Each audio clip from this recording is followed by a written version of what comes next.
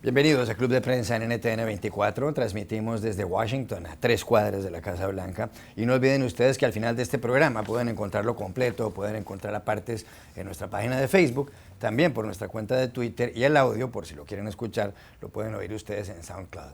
Les doy la bienvenida a los invitados al Club de Prensa hoy. En primer lugar, la corresponsal de Radioprogramas del Perú, María Luisa Rosell. Bienvenida a esta mesa, como siempre, María Luisa. ¿Qué tal, Juan Carlos? Juan Carlos Hidalgo, investigador costarricense del Cato Institute aquí en Washington. Bienvenido igualmente. Buenos días. Y Muni Jensen, analista política del Club de Prensa. Bienvenida a esta casa. Muchas gracias.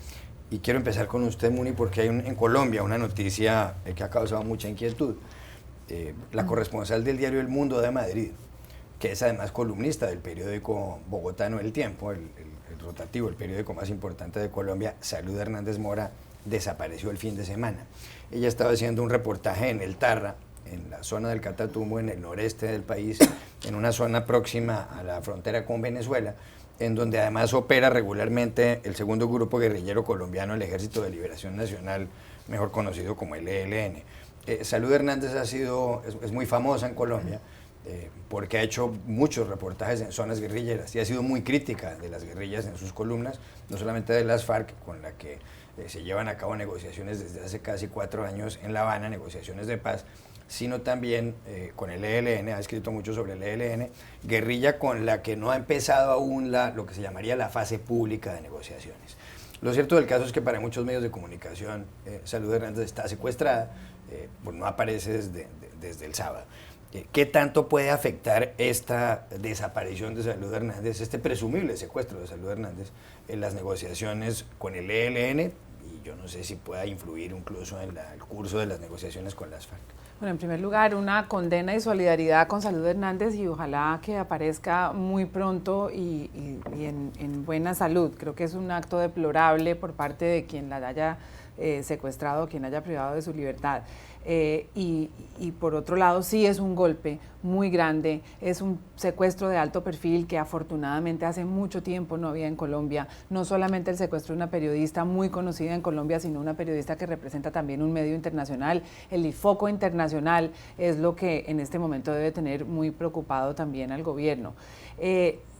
Por un lado, me parece prudente que haya tanta cautela, ya que no hay ningún grupo que ha asumido la responsabilidad de esta desaparición, que nadie se apresure a llegar a algunas conclusiones. El gobierno colombiano ha dicho que está la policía y el ejército en una búsqueda intensiva de esta periodista. Pero por otro lado hay quienes se preguntan, y me incluyo, ¿qué tanto le conviene en este momento al gobierno bajarle el perfil, bajarle un poco el humo a esta noticia? Y eso se refleja muchísimo en los medios que son, digamos, que apoyan el gobierno. Me contrasta mucho el titular del Mundo de Madrid, que es secuestrada la corresponsal del Mundo en Colombia, así directamente, y lo que ha publicado El Tiempo, donde ella escribe columnas críticas con el gobierno desde hace mucho tiempo, que es un perfil del pueblo en donde ella fue secuestrada, un pedido del director del Tiempo de que ella aparezca, pero no hay en ningún lugar ni una condena enérgica, ni una,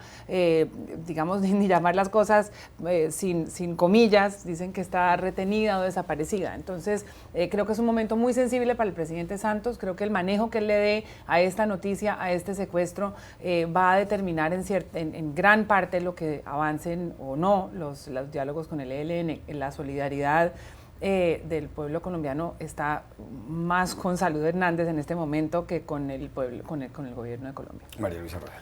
Coincido, la necesidad de hacer un llamado para que Salud Hernández se encuentre en buen estado físico y una lamentable noticia saber el hecho de que está secuestrada o presuntamente secuestrada. Lo otro que también es cierto es que Salud Hernández despertaba muchas pasiones en Colombia, leyendo sus columnas, escuchando sus intervenciones en la radio y en la televisión.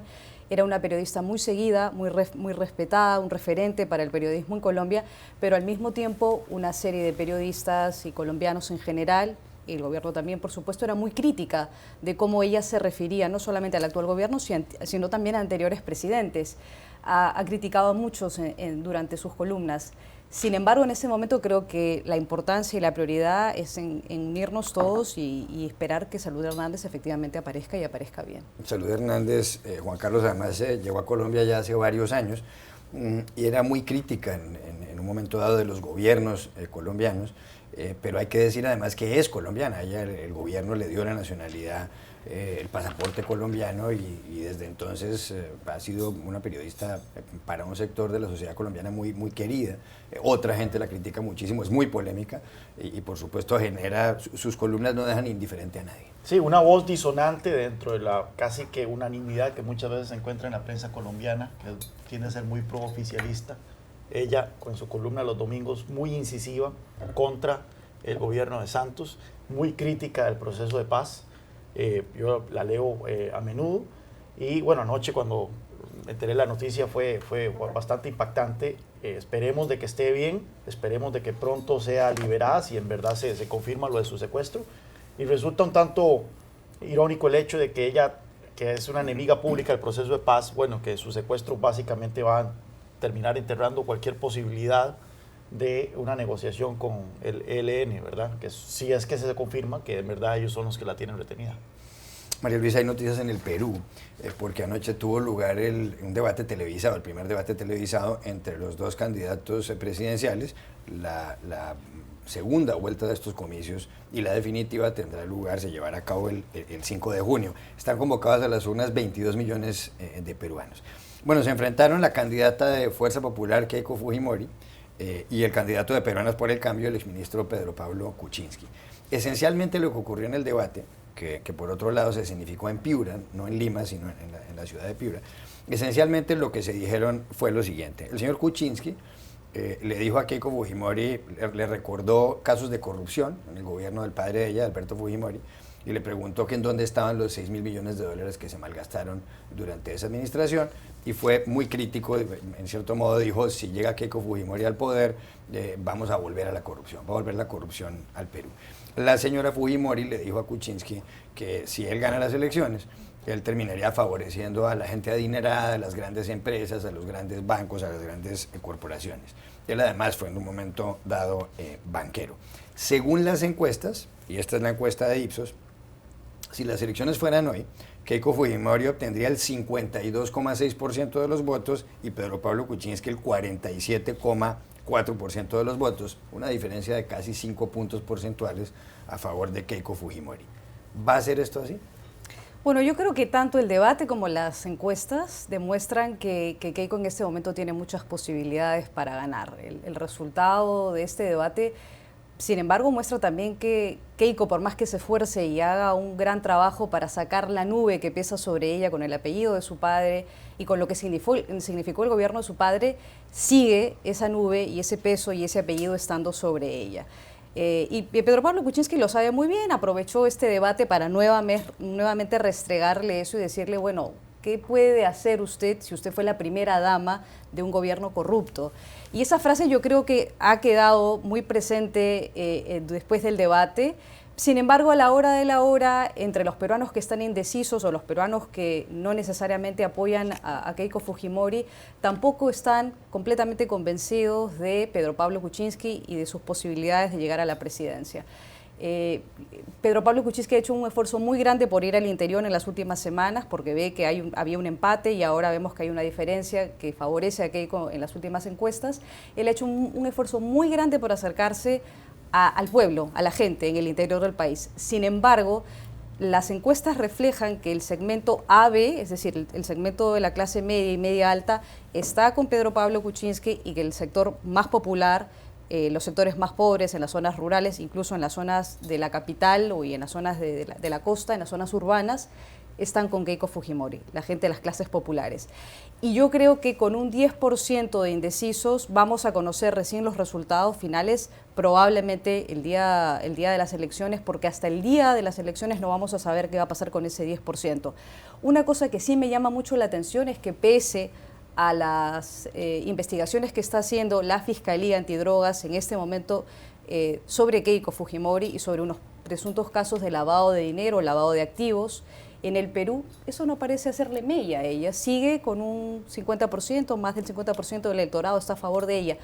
Todos pensaron en algún momento, los que apoyan a Pedro Pablo Kuczynski, que las investigaciones, tanto en el Perú como la posibilidad de que se haga una investigación por parte de la DEA a su secretario general del partido, Joaquín Ramírez, podrían haberle afectado en este último tramo de la campaña. Ella incluso salió a decir que esto era toda una contienda, todo un complot para tirarse abajo su candidatura.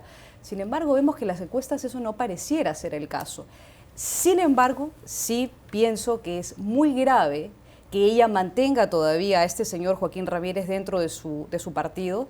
Él ha sido suspendido de la campaña, suspendido, quiere decir suspendido temporalmente, sí, pero no está separado del partido. Y la acusación contra él es sumamente seria porque es de lavado de dinero y al permanecer dentro del partido no queda claro si ella realmente tiene vinculaciones o no con este señor. Creo que eso le resta muchísimo a su campaña y abre un gran manto de dudas sobre lo que sería su presidencia si es que ella llega al poder. Juan Carlos Hidalgo.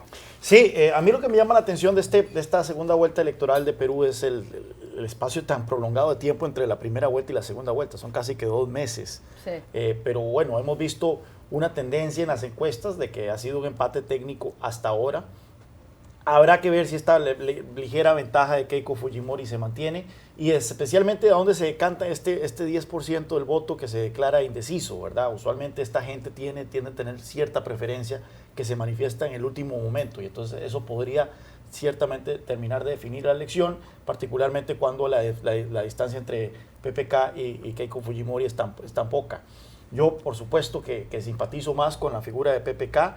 Me parece que sobre la señora Fujimori todavía están estas nebulosas que no se han terminado de aclarar y el hecho de que salgan estos casos particulares de corrupción, de acusaciones de lavado de dinero, trae los peores fantasmas a relucir de lo que fue el fujimorismo en Perú y que ojalá que Perú no vuelva a repetir eso hacia algún días. En los diarios de izquierda la noticia es debate entre neoliberales, lo cual de verdad es una muestra de que a pesar de que tienen unas grandes diferencias de estilo y de trayectoria, en política económica se parecen bastante los dos candidatos y lo que apunta es que el Perú va a continuar con una especie de consistencia en su manejo económico con pocos cambios, es la sensación que yo tengo. Ahora, en cuestiones de estilo, en el debate se vio reflejado justamente el estilo que llaman anglo-francés de Kuczynski, donde es muy tranquilo, muy pausado, se le ve con pocos reflejos, estaba a la defensiva en el debate, mientras que Keiko es ágil, es rápida,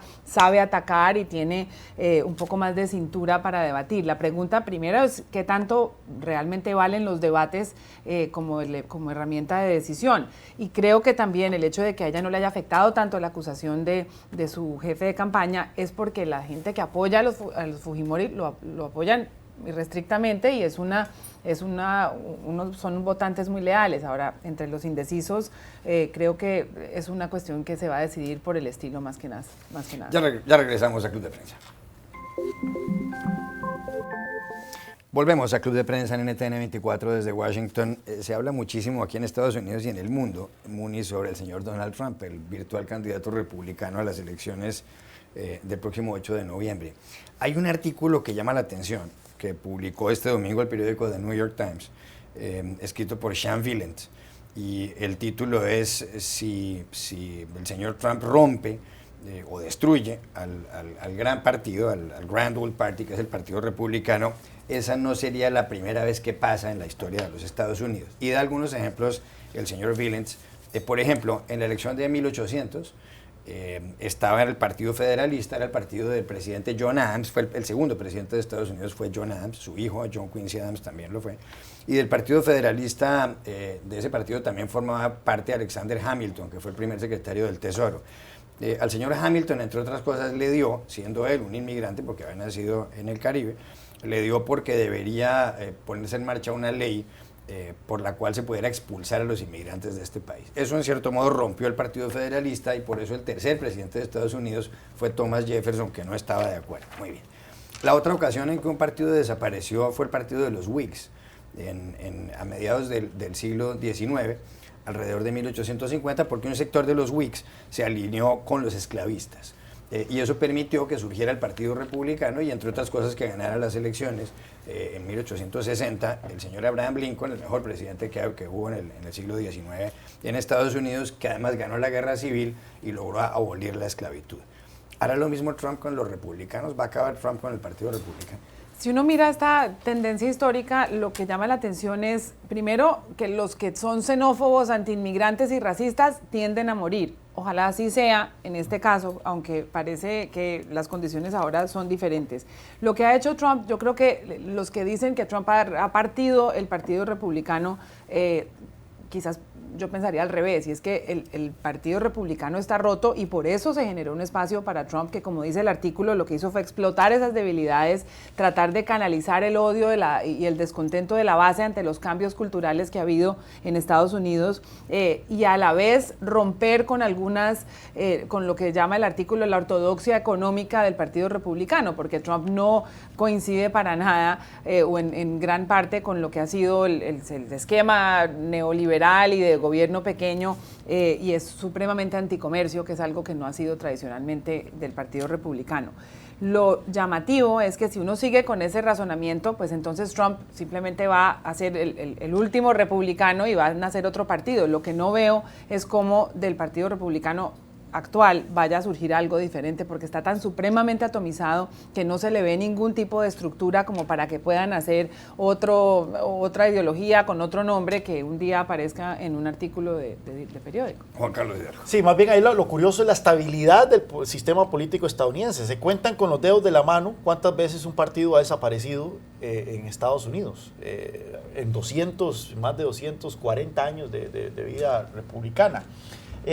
Hubo un cisma muy importante en el Partido Republicano en el 2012, cuando William Howard Taft se enfrenta con su predecesor, Theodore Roosevelt. Theodore Roosevelt en 2012 no fue. 1912. Taft además fue magistrado de la Corte Suprema después de haber sido presidente. Fue nombrado presidente de la Corte Suprema, sí.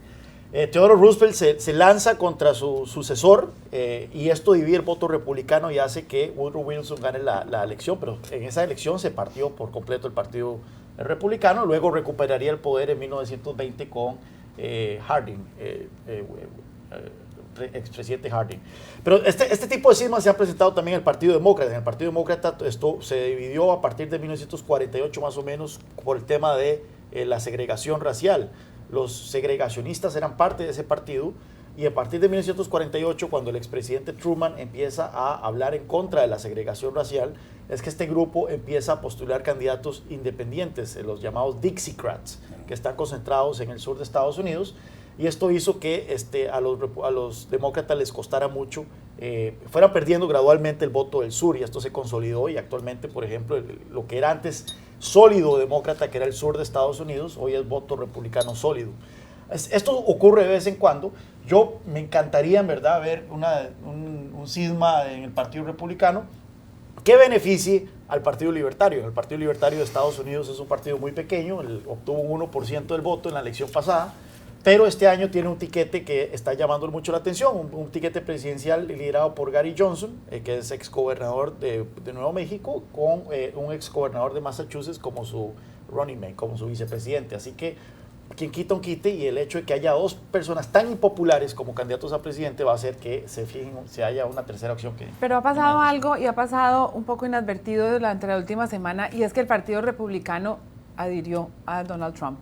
Y callados lo han rodeado desde el punto de vista de financiación, desde el punto de vista de apoyo político, y en este momento, ya cuando se dieron cuenta que el señor tenía grandes posibilidades de ganar, cerraron filas y en este momento apoyan a Trump. María Luisa Rosa.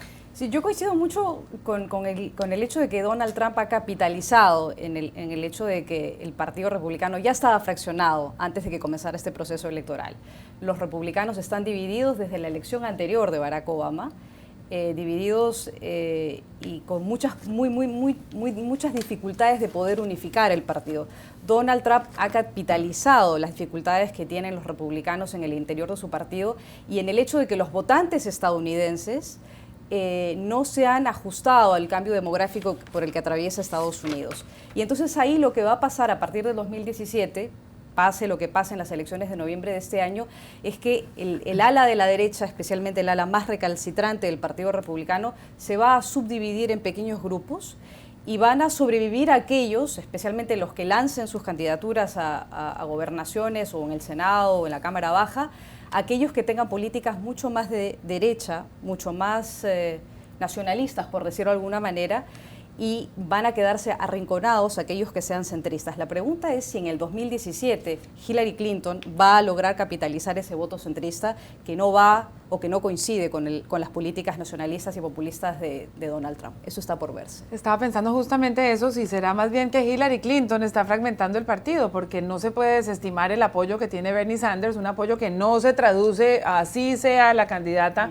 en apoyo a Hillary Clinton. Yo creo que ese partido también merece mirarlo con lupa a ver si también está roto. Un último asunto para una opinión de 30 segundos. El fin de semana, un ataque de un avión no tripulado, de un dron estadounidense, se cobró la vida del mula Mansur, Akhtar Mohammad Mansur, que era el jefe de los talibanes. Esto ocurrió en Baluchistán, una de las provincias en el oeste de Afganistán. Ya el presidente de Estados Unidos, Barack Obama, confirmó la muerte de este hombre y dijo que se trata en inglés de un milestone, es decir, de un hito.